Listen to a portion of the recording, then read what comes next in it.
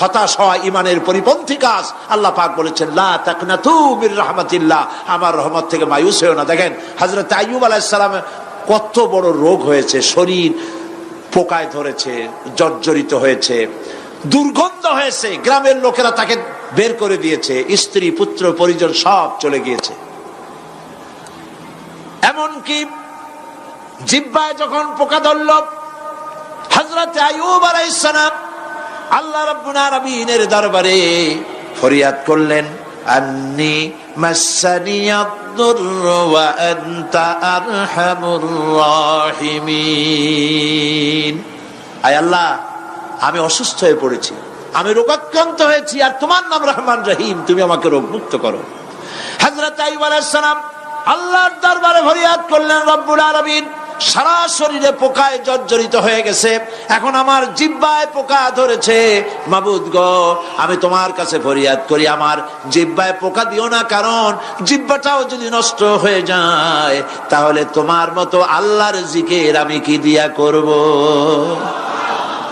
হযরত আইয়ুব আলাইহিস সালাম আল্লাহ পাকের কাছে যখন এ ধরনের ফরিয়াদ জানালেন, রব্বুল আলামিন তাকে তার রোগ মুক্ত করে দিলেন, তার স্ত্রী পুত্র সব আল্লাহ রব্বুল আলামিন ফিরাইয়া দিলেন। সুবহানাল্লাহ। সুতরাং মুমিন ব্যক্তি, কোরআন শরীফে সব আছে, কোরআনের মতো শ্রেষ্ঠ ওয়াজের কিতাব পৃথিবীতে আর শুধু বোঝার দরকার। বিপদে যত বড় বিপদ আসুক, কোন বিপদে মুমিন ধৈর্য হারাবে না। হযরত ইয়াকুব আলাইহিস সালামের ছেলে ইউসুফ আলাইহিস সালামকে যখন তিনি হারায় ফেললেন, তিনি অধৈর্য হয়ে গেছিলেন নাকি? অধৈর্য হন নাই। কারণ আমি আমার বক্তৃতার সূচনায় বলেছি, আমরা কল্যাণ বুঝি না, অকল্যাণও বুঝি না। কোন বিপদ আসলে পরে আমরা হয়রান হয়ে যাই, কিন্তু বিপদের মধ্যে কল্যাণ আছে আমরা তা বুঝতে পারি না। কথা বুঝে আসছে? হযরত ইউসুফ আলাইহিস সালামকে কুয়ার ভিতরে ফেলে দেওয়া হলো। 11 ভাই মনে করেছে কুয়ার ভিতরে ফেলে দিয়া ইউসুফ আলাইহিস সালামকে মেরে ফেললাম, কিন্তু তারা বোঝে নাই আসল কামটা কি হয়েছে। এটা তো কুয়া নয়, এটা একটা টানেল, এটা একটা সুড়ঙ্গ। একদিকে কেনান হলো তার এক মুখ, ওই সুড়ঙ্গের এক মুখ হলো কেনানের। কেনান ইউসুফ আলাইহিস সালামকে ফেলে দেওয়া হলো কুয়ার ভিতরে মারার জন্যে, কিন্তু আল্লাহ পাকের ইচ্ছা ইউসুফ আলাইহিস সালাম মরবে না। এই টানেলের অপর প্রান্ত মিশরের সিংহাসনের টানেলের এপার দিয়া ইউসুফ আলাইহিস সালামকে ঢুকালেন, অপর প্রান্তে মিশরের সিংহাসনে ইউসুফকে আল্লাহ বসাইয়া দিলেন। হযরত ইয়াকুব ছেলের জন্য অধৈর্য হলেন না। যখন তিনি খবর পেলেন ছেলে বাঘে খেয়ে ফেলেছে, তিনি তখন বলেছেন, ফাসাবুরুন জামিলুন আসাল্লাহু আইয়াতিয়ানি বিহিম জামিআ ইন্নাহু হুয়াল আলিমুল হাকীম। ফাসাবরুন জামিল, আমি উত্তম ভাবে ধৈর্য ধারণ করলাম, এবং আমি বিশ্বাস করি আল্লাহ রাব্বুল আলামিন আমার হারানো সবকিছু আমাকে ফিরায় দিবেন। বহু বছর পর যখন হযরত ইউসুফ আলাইহিস সালাম প্রেসিডেন্ট হয়েছেন মিশরের, 11 ভাই গেল সেখানে সাহায্য আনার জন্য। সেই ঘটনা তো শোনাবো না, এমনি বলে যাচ্ছি। এরপরে তিনি তাদেরকে পরিচয় দিলেন, ওরা ভয় পেয়ে গেল। তিনি বললেন, ভয়ের কোনো কারণ নাই, লা তাসরিবা আলাইকুমুল ইয়াউম, আজকে আমি কোনো প্রতিশোধ তোমাদের নেব না। সুবহানাল্লাহ। এর নাম পয়গম্বর, এর নাম কি? আল্লাহর নবী। আমি আজকে কোনো প্রতিশোধ তোমাদের নেব না, তোমরা যাও। পিতার অবস্থা তিনি জানলেন, কাঁদতে কাঁদতে পিতার চোখ দুটো নষ্ট হয়ে গেছে। ইয়াকুব আলাইহিস সালাম, হযরত ইউসুফ আলাইহিস সালাম বললেন, যাও। নিজের জামাটা খুললেন, গায়ের জামা খুলে বললেন, ভাইরা আমার এই জামা নিয়ে যাও, আর আমার আব্বার চোখের উপরে এই জামাটা রেখে দিও। ছেলেরা যখন হযরত ইউসুফ আলাইহিস সালামের জামা নিয়ে মিশর থেকে রওনা করেছে, গল্প নয়, উপন্যাস নয়, আল্লাহ পাক এই কোরআন শরীফে সূরা ইউসুফে বলেছেন, জামা নিয়ে মিশর থেকে রওনা করেছেন। কোথায় মিশর আর কোথায় কেনান? কেনানে বসে হযরত ইয়াকুব আলাইহিস সালাম বলছেন, তোমরা যদি আমাকে মতিভ্রম পাগল যদি মনে না করো, তাহলে একটা কথা বলি, আমার নাকে এখন আমি ইউসুফের গন্ধ পেতেছি। সুবহানাল্লাহ। তোমরা যদি আমাকে মতিভ্রম না করো তাহলে আমি বলি আমি কিন্তু ইউসুফের গন্ধ পেতেছি। সুবহানাল্লাহ। হযরত ইউসুফ আলাইহিস সালামের জামা এনে ভাইরা যখন হযরত ইউসুফের চোখের উপরে রেখে দিলেন, হযরত ইয়াকুবের দুটো চোখ সাথে সাথে আল্লাহ ভালো করে দিলেন। ফাসবরুন জামিল, ধৈর্য ধরো। ঈমানদার ব্যক্তি আশার উপরে তার জীবন বাঁচে, কারণ যত বড় বিপদ আসুক না কেন আশ্রয় পাওয়ার একটা জায়গা আছে, তার নাম হলো আল্লাহ। নাম কি? বলেন আল্লাহ। সবাই বলেন আল্লাহ আল্লাহ আল্লাহ আল্লাহ। হযরত ইউনূস আলাইহিস সালাম মাছটাকে গিলে ফেলে দিল, মাছটাকে গিলে মাটির অতল তলদেশে চলে গেছে। এত বড় বিপদ পৃথিবীর কোন মানুষের হতে পারে নাকি? বলেন, কি বলেন? মাছের পেটের ভিতরে জানালা নাই, দরজা নাই, বেরোবার কোনো পথ নাই, মাছ গেছে পানির অতল তলদেশ। আল্লাহ পাক কোরআন শরীফের ভিতরে মানুষকে শোনান, আল্লাহ ওয়াজ করছেন। সুবহানাল্লাহ বলেন। আল্লাহ পৃথিবীর মানুষকে ওয়াজ করছেন, দুনিয়ার মানুষকে শোনান। আমার ইউনূস তো ধৈর্য হারা হয় নাই। ওয়াযান্নুন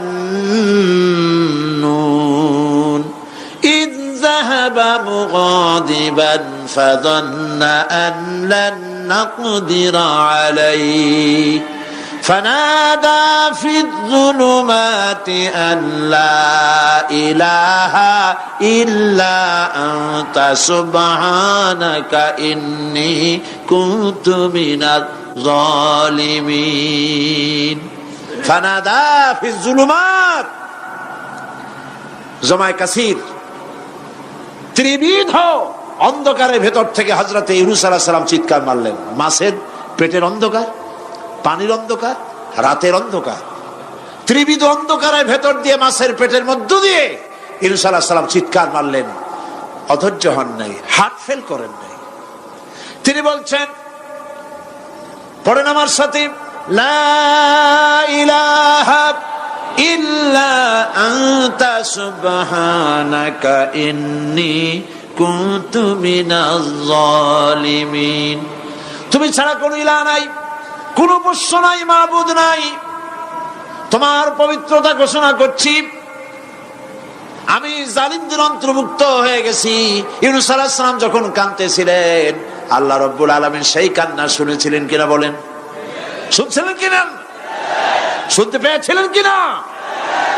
পানির ভিতরে কেউ শোনে নাই, মাছের পেটের ভিতরে ইউনূস আলাইহিস সালাম কিভাবে চিৎকার করছেন, মাছের পেটের ভিতরের আওয়াজ পানির ভিতরে কেউ শোনে নাই, জমিনের কেউ শোনে নাই, অন্তরিক্ষে কেউ শোনে নাই, সাত আকাশের ভিতরে কেউ শোনে নাই, কিন্তু আরশে আজিমের মালিক আল্লাহ রব্বুল আলামিন শুনতে পেয়েছেন।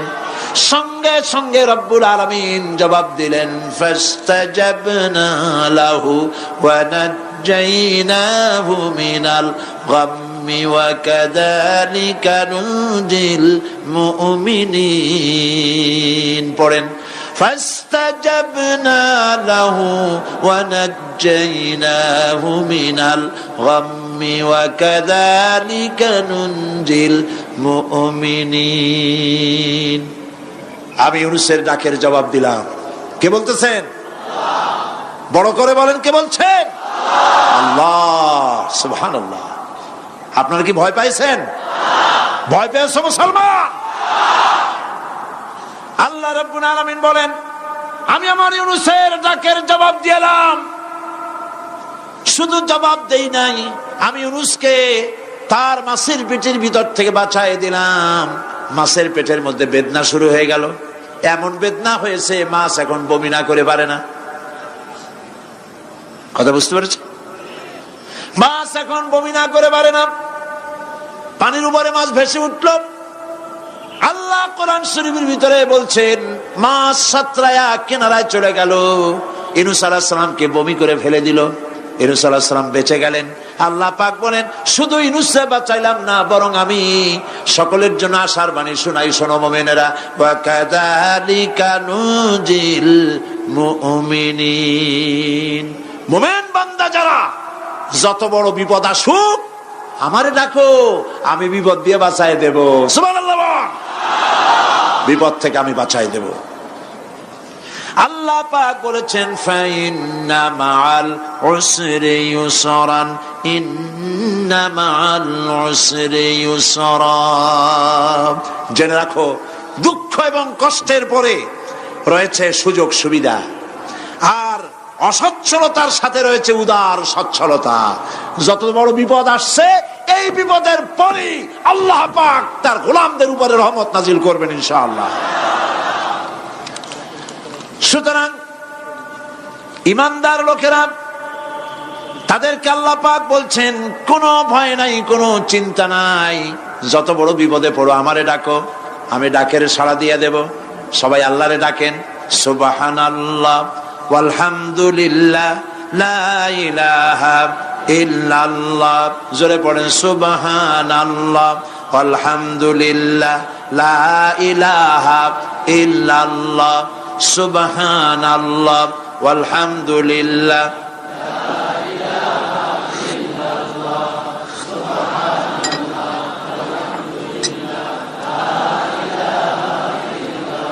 লা ইলাহা ইল্লাল্লাহু মুহাম্মাদুর রাসূলুল্লাহ।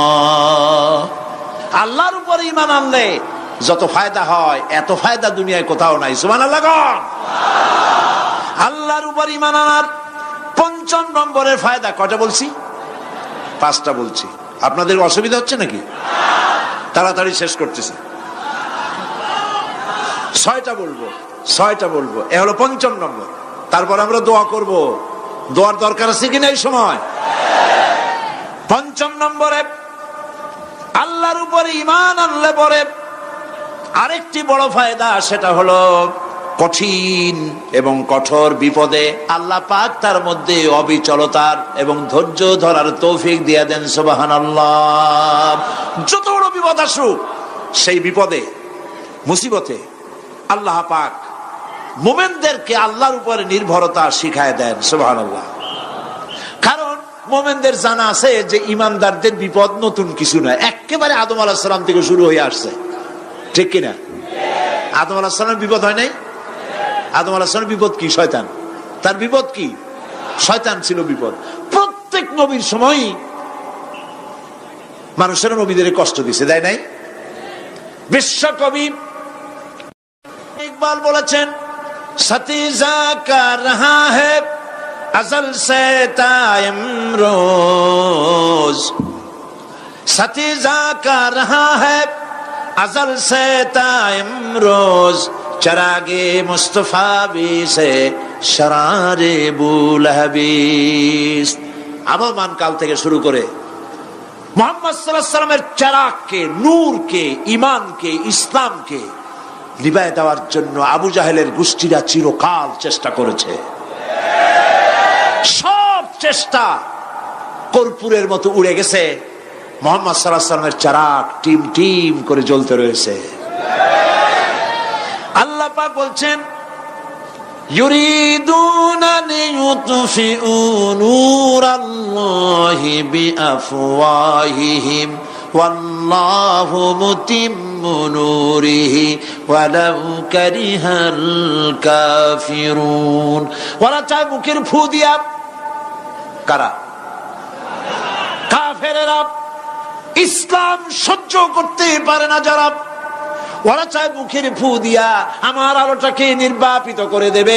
আল্লাহ পাক বলেন, ওয়াল্লাহু মুতিম্মু নূরি, আমি আমার নূরকে পূর্ণতা দান করব, তাতে কাফির বেঈমানদের মনের ভিতরে যত জ্বালা হোক, যন্ত্রণা হোক, ওদের কলজা যত পুড়ুক, ইসলাম তার বিজয় পতাকা নিয়ে উঠবে, কেউ ঠেকাতে পারবে না।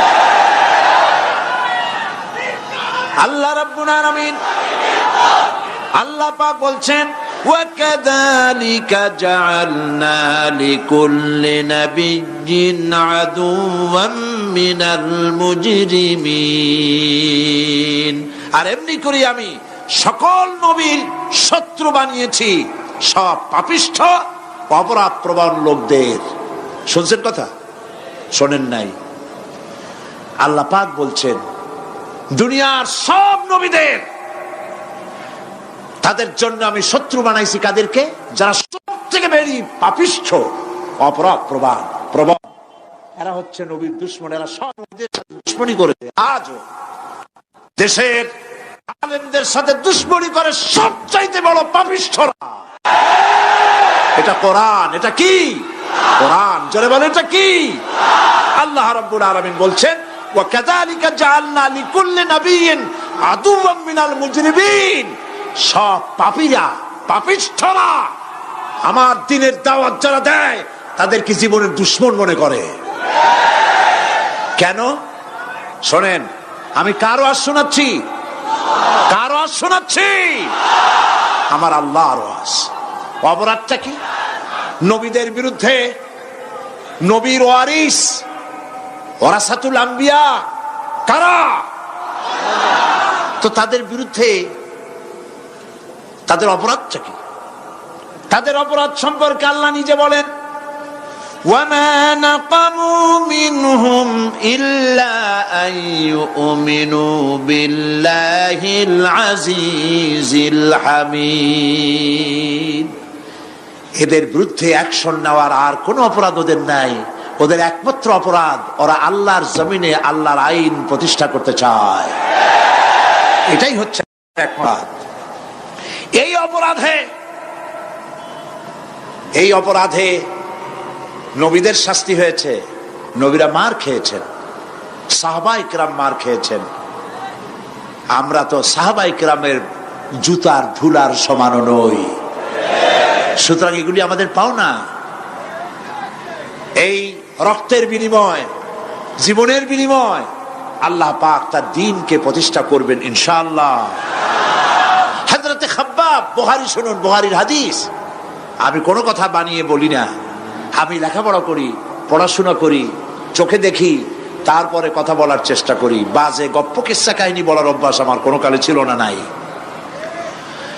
রাসূল করিম সাল্লাল্লাহু আলাইহি ওয়াসাল্লামের মতো মানুষ,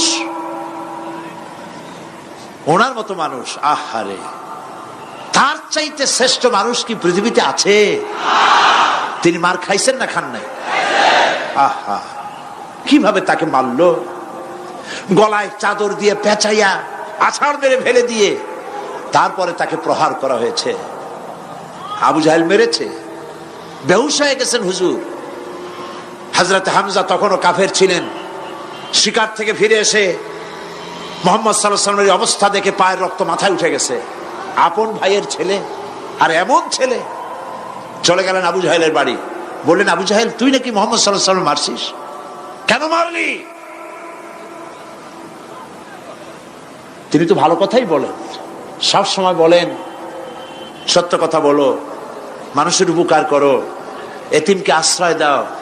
এত সুন্দর সুন্দর ভালো ভালো কথা বলেন, তার মতো ভালো মানুষ তো দুনিয়ায় দেখি নেই। মারলি কেন? তুই কি মনে করছিস যে আব্দুল্লাহ মারা গেছে বলে এতিম হয়ে গেছে মুহাম্মদ সাল্লাল্লাহু আলাইহি ওয়াসাল্লাম? তোর মনে রাখা উচিত আব্দুল্লাহ মারা গেছে, হামজা মরে নাই। হযরত হামজা ধনুক বাইর করলেন, এক বাড়ি মারলেন মাথার উপরে, মাথা ফাটা রক্ত বেরিয়ে গেল। হামজা হন হন করে হেঁটে এলেন রাসূলের কাছে। হুজুরের অসুস্থ দেহ মোবারক কোলে উঠায় নিয়ে বললেন, বাবা, তার মস্তক মোবারক কোলে উঠায় নিয়ে বললেন, আমি আবু জাহেলের মাথা ফাটিয়ে রক্ত বের করে দিয়ে এসেছি, তুমি একটু খুশি হও। হুজুর বললেন, চাচা, কার মাথা ফাটাইছেন, কার রক্ত বের করেছেন, এই কথা বলে তো আমাকে আপনি খুশি করতে পারবেন না। তিনি বললেন, বাবা, তুমি কি হলে খুশি হও? তিনি বললেন, আমি খুশি হই চাচা, তোমার মুখে যদি একটা বার আমি ঈমানের কলেমা শুনতে পাই। হযরতে হামজা বললেন, মুহাম্মদ সাল্লাল্লাহু আলাইহি ওয়াসাল্লাম, আমার বুঝতে মোটেও কষ্ট হয়নি, তুমি কোনো সাধারণ মানুষ নও। সাধারণ মানুষের প্রতিশোধে তুমি বিশ্বাসী হতে, খুশি হতে, প্রতিশোধে বিশ্বাসী হওনি। তুমি অবশ্যই আল্লাহর নবী।